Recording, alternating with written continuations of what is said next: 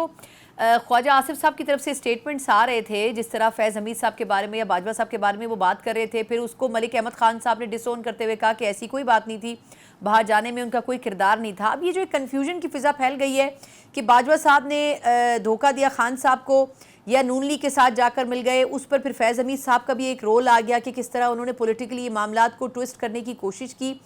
आपके ख्याल में कितना इंपॉर्टेंट है कि चलें ये सज़ा तो फैज़ हमीद साहब का जो भी अब ट्रायल हो रहा है हो जाएगा, लेकिन सियासी तौर पर पॉलिटिकल पार्टीज़ का ये मैस क्रिएट करना या इसको क्लियर करना कितना इंपॉर्टेंट होगा इस गवर्नमेंट के लिए भी खास तौर पर?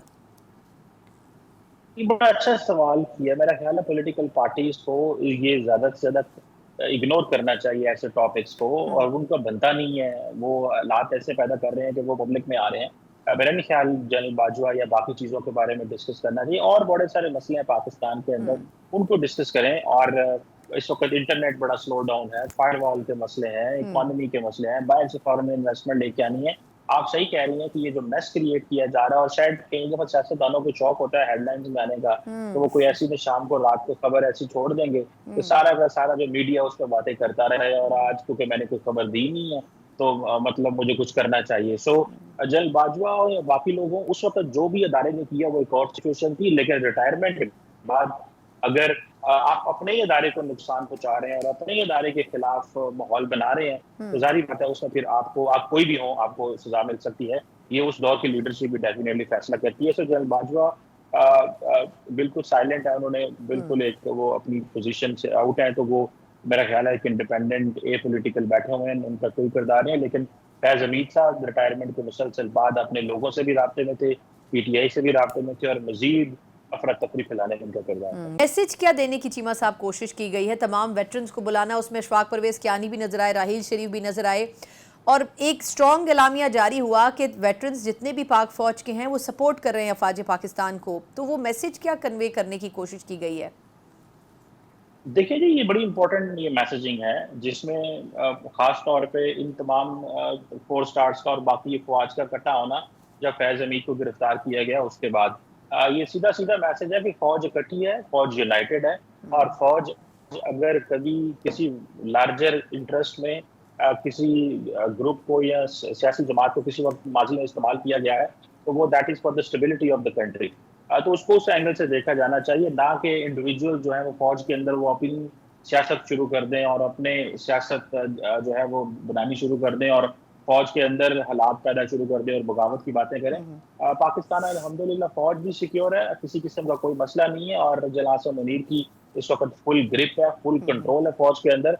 और ये बड़ा फैसला था, जो उनके पास पहले काफी ज्यादा इंफॉर्मेशन मौजूद थी, लेकिन वो जब तक पूरी इंफॉर्मेशन कलेक्ट ना हो जाती तो वो अवाम में शेयर नहीं करना चाहते थे। उसकी वजह यह है कि जब फौजी अफसरों की इंफॉर्मेशन बाहर आती है इस तरह के केसेस के अंदर, तो जाहिर बात है एक नेशनल लेवल पे और ग्लोबली डिस्कस किया जाता है। अच्छा चीमा साहब, ये फरमाइएगा कि आप जिस तरह अब पीपल्स पार्टी भी ये कह रही है, वैसे तो ज़्यादातर पॉलिटिकल पार्टीज़ ने इसको अप्रिशिएट किया है, लेकिन खान साहब जिस तरह क्रिटिसाइज़ कर रहे हैं कि एक ऐसी शख्सियत के ऊपर ये इल्ज़ामात लगाए जा रहे हैं वो मुल्क का एसेट हैं, लेकिन दूसरी तरफ एक पूरा इंस्टीट्यूशन जो है वो उनके खिलाफ एहतसाब का अमल शुरू कर चुका है। तो एक तो ये कि आपके ख्याल में अगर पाकिस्तान तहरीक इंसाफ से ये साबित हो जाते हैं इल्ज़ामात, तो आपको क्या लगता है, वैसे आपका एनालिसिस क्या कहता है कि क्या पाकिस्तान तहरीक इंसाफ के ऊपर भी कोई मुश्किल वक्त आ सकता है, उनको बैन लगाना या उनकी लीडरशिप को बैन करना?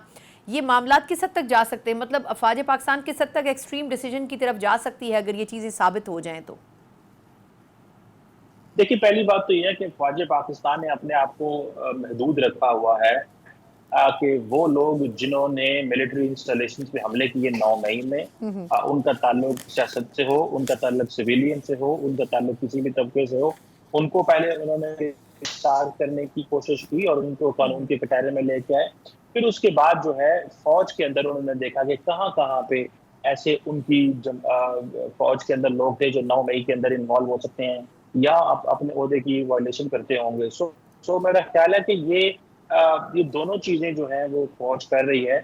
और क्योंकि अभी भी आप देखें कि आज जो पता चला है कि बानी पीटीआई को सपोर्ट मिलने की जेल के अंदर से, तो एक बड़ा नेटवर्क है जिसको पकड़ना जरूरी है। और वो पकड़ना इसलिए जरूरी है कि शायद वो ये समझते हैं कि वो पाकिस्तान के लिए काम कर रहे हैं, लेकिन वो पाकिस्तान की डिस्टेबलाइजेशन के लिए काम कर रहे हैं।